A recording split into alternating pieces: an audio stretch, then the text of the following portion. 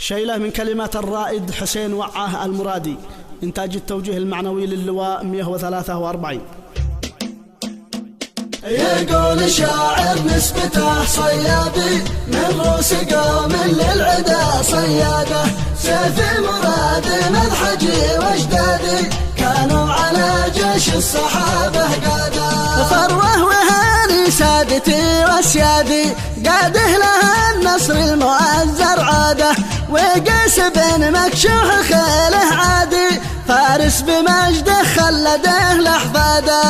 يقول شاعر نسبته صيادي من روس قوم للعدا صياده، سيف مراد مذحجي واجدادي كانوا على جيش الصحابة قادة. بخيولهم داس الجبل والوادي من أجل دعوة سيدي واسناده، تشهد معالم قرطبة الأمجادي والأندلس يشهد مع طرواده.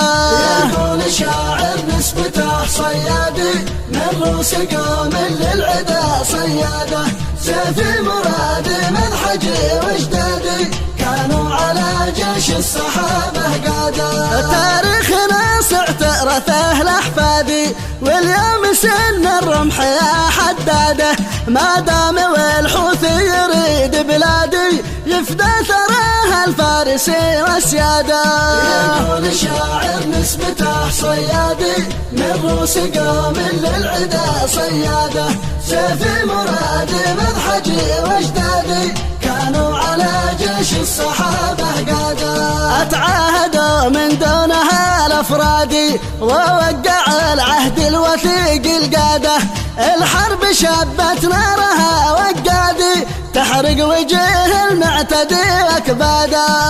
يقول شاعر نسبته صيادي من روس قوم للعدا صياده، سيف مراد مذحجي واجدادي كانوا على جيش الصحابة قادة. لابد ما ترجع عبيد قادي يفتى بلا اخدامكم واحفاده، نكسر غرور المعتدي المتمادي نكسر خشوم الرافضي واوغاده.